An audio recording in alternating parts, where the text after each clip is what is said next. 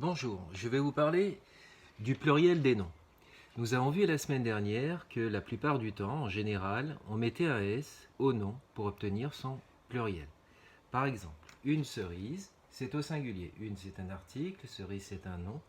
Maintenant, si je mets au pluriel des cerises, je mets un S au déterminant et je rajoute un S au nom. Maintenant, je vais voir trois cas particuliers. Ces trois-là. Un bateau, des bateaux, vous voyez qu'il se termine par EAU ou AU. Et là, je vais devoir mettre un X. Je passe au noyau.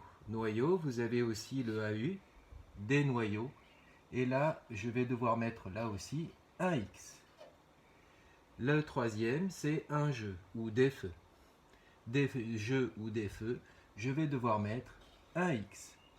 Donc dans ces trois cas, EAU, AU, EU, je vais devoir mettre un X pour marquer le pluriel du nom.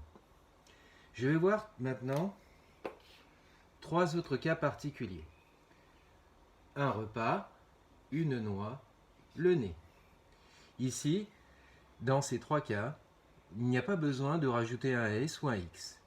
Un repas s'écrit déjà avec un S, eh bien je le laisse. Je n'ai pas besoin d'en marquer un deuxième. Une voix ou une noix, je vais marquer des voix, je ne rajoute rien, le X y est déjà.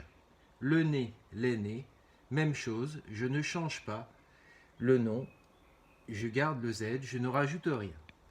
Un cas qui n'est pas marqué dans votre livre, c'est les mots qui se terminent par al.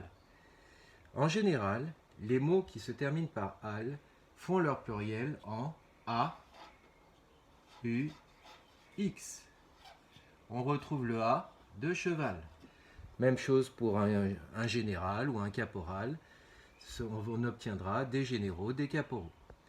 Voilà, c'était le pluriel des noms. Bonne journée.